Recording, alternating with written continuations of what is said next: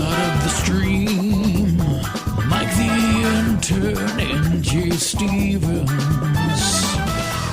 watching documentaries so you don't have to. 104.7 The Cave. 104.7 The K, Mike the Intern, Jay Stevens in the studio. It is Rip It Apart. No, Dark Side of the Stream. Well, I was going to say, wait, thank you for joining me for another episode of Beyond the Gate. What is this lyrics that we have here on the... The Beyond the Gate, I think, is like a farm podcast they do. Why is it up? Why was it for me to read? I don't know. That would be my camera. That wouldn't be your camera. All right. So, what show is this? This is your camera. Okay. That's my camera. Well, those lyrics. That's our camera. Those lyrics are bothering me. Our camera.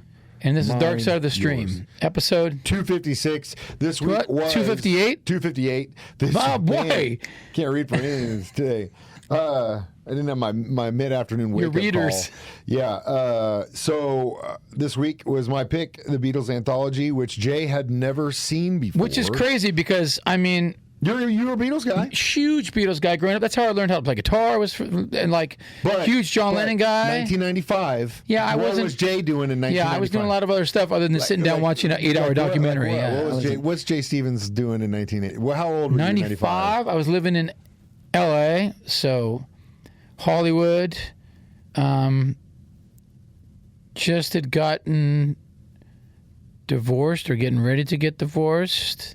Sharing a kid and partying down, man. You know, yeah, partying down, man. Being young and wild. L.A. in the 90s. Yeah, dated a girl that worked for Randy Jackson at Columbia Records. So, yeah, I was having a good time. So you were kind of like Brendan Fraser in Airheads, a hot girlfriend.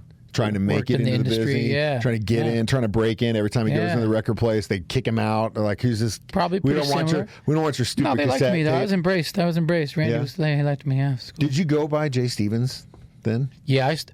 When did I start doing that? Boy, this would have been really similar timeline. Probably. I can't believe I've never asked you that question before. You have how I got that name? No, not only how you got it, but like why you. I know your real name, but like why? What? Yeah. What? When, and why? You just let the cat out of the bag. It's not my real name. Well, I mean, we got to protect it. In radio, it's not in radio and in singing, people use different names usually. Not me, but I'm also never going to be putting myself in a situation where I'm going to have some husband or deranged guy coming after me. I do. Or showing up at the station. Lifestyle choices. But either way, yeah. So why? So I didn't watch this documentary. Yeah, I was doing a lot of other stuff. And why do you never answer the question? Why did you Jay Stevens? Because my real name is too hard to pronounce. Okay, that's it. You know, it doesn't have a ring to it like Jay Stevens has a ring to it. Hey, Jay Stevens. Yeah, I know that. Yeah, you know that. It's better than anybody. Why did you pick Jay Stevens? You like Ray Stevens or something? No, I knew a guy named John Stevens. Okay. And I thought that name sounded cool, so I was like, I'm going to steal his name. It's funny because I want to say there was a John Stevens, but he spelled it Phens. Yeah, that's how this guy spelled his. And he worked in radio here for oldies when I started out as an intern. This guy was the singer for Neve. They had one hit. I think John would ever tell you that story about my first board op and I just destroyed the board. Did I ever tell you that? Ooh, I don't know about that. So my first board op gig, I just got the job and I was super late because, again, college partying, not best life choices. I can imagine a young Mike the Intern. And I get there and I'm like already stressed. I'm getting fired from this job I just got. And I'm sitting at the board. Everything's cool. I had brought one of those Starbucks like glass things, and in the middle of like thinking that I thought I had shaken it up because they all the stuff's at the bottom, you want to shake it up and stuff, and I got involved in something and I was like, okay, it's cool, and then I went and got it and I thought that the lid was closed and I went to shake it. And the lid was not cardinal closed, rule of a mixer board everywhere. And it was and John was I literally it just happened and I'm sitting there going, I'm now going to get fired. And this dude walks by and he just looked at me and he just kind of gave me this, I don't even remember what he said to me. He just looked at me and said something and just kept walking. And I was like, you know how I reacted. Oh, yeah. But anyway, so I cleaned it up all by myself and years later, when we sold that building and those boards, and they opened it, Sure, there was hot chocolate everywhere. I remember overhearing there's a lot of sticky stuff under this board. Oh my gosh! Like, that doesn't matter now because it ain't ours. Well, but yeah, I watched it as a kid. I saw the Beatles anthology, and that was where, like, I fell in love with the Beatles. I loved the Beatles at the time just because they were the Beatles. But I think even if your parents throw bands down your throat and, you know, you're like, oh, Pink Floyd or Radiohead or the Beatles or whatever, blah, blah, blah, blah, blah. Some of them call to you. Some of them call to you. You have to find that yourself, even if it's something that you've been thrown down. Because my dad loves Pink Floyd, but my dad loves certain aspects of Pink Floyd. He's more of a later generation, like the Gilmour era, you know, basically Momentary on. He likes the earlier stuff too, because that's what he grew up with. But the later stuff is where he leans. I found all kinds of different stuff. I think mine was there was so many stacks of records. I knew that my mom had been a big Beatles fan because she was obviously like that target audience when they were big. And a Yardbirds record, I remember I stole that one, didn't steal, but brought to my room, to my player, and all the Beatles records. And those were just the ones that kind of called to me. She had Zeppelin, she had all that stuff, but those are the ones that literally I got the Beatles complete book. It had every Beatles song and pictures of the chords. That's how I learned how to play guitar. Yeah. But this, so I'm glad that I never would have watched this documentary because I go, oh, I know all about the Beatles. No. But you told me to watch it. You don't know anything. And it's incredible. You don't know anything. Incredible, and it's so crisp and digitally remastered or whatever. It looks beautiful. Oh, yeah. That's the other thing, too. I want to talk about that next, the restoration of this as we continue Dark Side of the Stream, episode 258. It's the Beatles Anthology on 104.7 The Cave. Not Beyond the Gate. Dark Side of the Stream, Mike the Intern and Jay Stevens, watching documentaries so you don't have to. 104.7 The Cave. Mike the Intern, Jay Stevens. It's episode 258, Dark Side of the Stream. This week was my pick. It's the Beatles Anthology remastered. Jay brought up a really good point, how beautiful it looked. What's interesting to me is that I don't want to be like that guy. It's like, it was better in 95, like, I don't want to be that guy. Don't be that guy. But there is something to be said about the granule way that broadcast television looked in the. I mean, even early 2000 shows. Like, if you go back and look at like the first two seasons of It's Always Sunny, for example, because they've been on since early. Yeah, it was 20 plus, 25 plus. If you watch it on a good TV, massive. You're difference. like, even those early ones, you're like, golly, that was the broadcast minimum, which is crazy how far it's come, but. Obviously, they had to do it because Peter Jackson's technology to restore these things. I mean, it's beautiful looking. It looks like it was shot today, man. That's the other thing, too, in addition to how it's shot, is that the fact that even though these guys were the biggest thing in the world at that time, it's easy for us to look back 60 years and say, well, yeah. But in the time period, at that time, there were a lot of bands and groups and singers that would be very, very popular 1 minute and then they'd be gone the next. The Beatles, for the first time in popular music up until that point, other than like Elvis and Roy Orbison and like the early rock guys, as a band, were like really the first band like that to really get longevity. So it's interesting to me, especially looking back now in hindsight at this stuff, that they had the wherewithal, even from the get-go, to capture it all, and to continue to record it, it's almost and like, document. Destiny intervened. Also, it wouldn't hurt that a lot of them were all techie guys too. They like that stuff, artsy dudes, and some of those films that you see in the anthology are stuff that either Harrison took, or Lennon took, or McCartney took, or Ringo took, or buddies that they were friends with from Liverpool that were like, "Hey, I'll come on the show with you and do that." Yeah. But to have that access to see.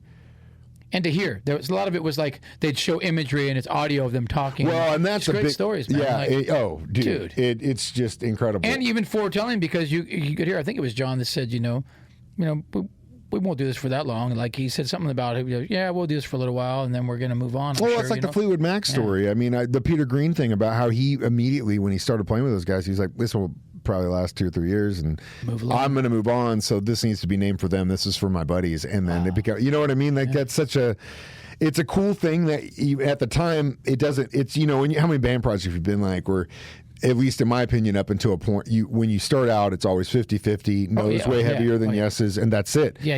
You every now, and it'll happen because it's people and it's money. You'll have guys that'll like step up and try and fight over things, and you're just like, wait a minute. What do you think we're doing here? It always happens, though. But it always happens. It does, and it's look at all your favorite bands. It's happened to them all. But in this band, it wasn't the well.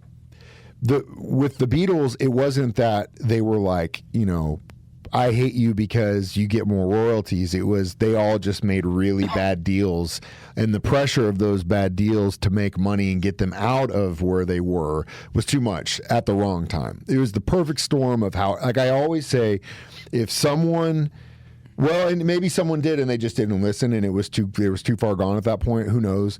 But I feel like if Brian hadn't died, it would have been a different story. If someone that had a relation to them, like Mal, like the guy, that big dude you see in all those, it was their homie, like man. He's everywhere. Bus driver, he did everything, dude, he literally did everything for them, and became like their all across the board personal assistant guy, like tour manager type guy. Everything. Yeah. If he, and I don't, maybe that's why they loved him so much and they worked with him so much, is because he didn't do that. But I feel like if someone had said, hey, look, guys, look what you've done in the last 5 years. This is insane. The amount of work and the output and the creative and the cultural change and everything that you have been a part of and the momentum in which you have existed is insane. That's just crazy. I mean, Elvis was around, but his popularity didn't last that long and at that height for that long. Tour the world. Not like that. Yeah. And he was not. And again, I love Elvis. It's not what this is about. It's just if someone had said to them, "Hey, take a year off. Slow down. Take 2 years off. You guys are the most talented, creative dudes in the world. The money will be there. You have no problems. Don't worry about it. We'll figure it out. It might take 5, it might take 10, but you guys can save this if you just step back." Like Guns N' Roses and Motley Crue have done. Or I mean, I would use Guns N' Roses probably as a better example, because with age you learn and you chill out.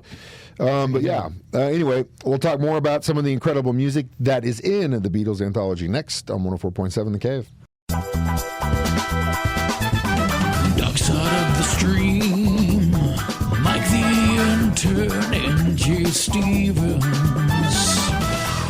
watching documentaries so you don't have to. 104.7 The Cave. 104.7 The Cave. Mike the Intern, Jay Stevens back in the studio. It is Dark Side of the Stream, episode 258. This week we did the Beatles Anthology. We talked a little bit about the video aspect of this. Now, in addition to the TV show that would air, at that same time, they would release they did vinyl at the time, but in the mid-90s, I wasn't collecting vinyl, it was CDs. They would release Anthology 1, 2, 3. And then on this reissue, there's a 4th one, which has got some cool stuff that there wasn't. The first one was more like the essential. Yeah, Beatles, I really basically. wanted Carnival and Light in the 4th one, and they still didn't put it in there. It's like a 26-minute crazy thing that Paul put together around the Sgt. Pepper's era that exists somehow, that some people say they've heard it. Wow. I really wanted it on there. Why they didn't put it, I don't know. Maybe they didn't want to press it. Either way, the music part of this, I think, is the best. I mean, yeah, what they did, the restoration and seeing them in the studio and the photos and all that stuff, that's great. But when you really listen to the Anthology project from the very beginning to the end, you can see how much they grew, how talented they were out of the gate. I mean, playing 2 or 3 shows a night, 6-7 days a week for a year in Berlin and Hamburg, like literally made them the band they were. Because you can hear it in the live versions. Yeah, so tight. Oh man, just harmonies, perfect. Man. Yeah, and it's so weird how once they got to that level to where they could play with each other and hear each other, there are takes where you can hear like John say, no, hit this.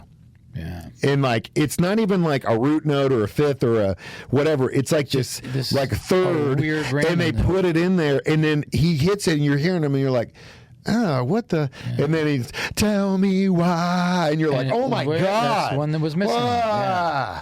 So it's that part of it to me is extremely endearing. I still have not bought those on vinyl. It was cool to hear the stories that was for me, like these little inside stories, like when they were touring around in a van in the early days, and it was so cold they had to lay on top of each other to stay warm. Then the top guy would get too cold, so they'd just put it in the bottom. Like, dude. And then I'm also thinking maybe they just were done with it because, like, if you're in a band, usually go like success is like this, right? These guys' success was like this, like so. That might have been too much, like just. Dude, it was too much stimulation. Like in general, like we're done, man. And you can kind of see that is probably the case based on the actions of them after the fact. Like Paul McCartney's first solo album is literally like the first indie record ever made. He made it in his house in a bedroom. Right, it's just like it was little too marks, man. like all little this things. Is too much, like you know? It's almost a demo. Like it's a studio quality record, but it's just so handcrafted, unproduced. Right? Same thing with like Imagine. It's just so handcrafted that you can see where and why they wanted to do that too. Yeah. And it would almost has been, it was probably easier for them to do those things without the undue pressure of, we got to come up with the next Beatles record, man. Yeah. It's like why Billy Joel he's like, I'm never going to try to produce, like in that documentary, I'm never going to try to produce a record again. So, man. I killed myself for years. I've been there, trying I've done to it. Hey, I'm going to do something Let's just more sing the hits everyone wants to hear anyway. Yeah. Anyway, we'll be back with our review of the Beatles Anthology next. It's Dark Side of the Stream on 104.7 The Cave. Dark Side of the Stream, Mike the Intern and Jay Stevens. Watching documentaries so you don't have to. 104.7 The Cave. Jay Stevens, Mike the Intern, back in the studio one more time. Dark Side of the Stream, episode 258. It was the Beatles Anthology, Disney Plus. Watch it, even if you were like me and you've seen it. Or do even it again. if you're like me and you go, I've seen every Beatles documentary there is. It's cool, man. So you still learn stuff. Perfect score? Yeah, perfect score. Yeah, boy. Yeah, it's Beatles. How could not be perfect score? I will say on that note, too, and you're 110% right, because I said that about the Beatles. I said that about Zeppelin before the Becoming Led Zeppelin thing. There were things in that documentary that I was like, oh, how did really? I not know this? I knew everything. I've read every book. Yeah, man. What's his face's Beato's interviews with Gilmore that I was showing you. Beato, you guys know Floyd's my favorite band, man. And I mean, there were things in that interview I was like, what? Yo, okay. that's how they did it. This makes sense. He really is doing that. Wow. Like, again, you never, the point is, never feel like you know too much and you already know enough, because even smucks like us that do this for a living, we don't know it all, and I'm still learning stuff every single day. We don't know it all? No, we don't. Darn it. What's the one next week, buddy? Well, it's probably going to be a little letdown from this one. Thirst Trap is the name of the documentary. I think it's on Paramount Plus. It's a TikTok star and things just get crazy. Thirst Trap. Yeah. He was a young guy that was getting middle-aged women to send him thousands of dollars every day. And you were taking notes as fast as you could. As always. Tell me I didn't think how I could work this angle in. I know. It's like, if I missed the boat, am I too old? You know, I can shoot for the 70-year-olds, 65, 70, maybe. As always, listen to us do this Thursdays at 9 or 6.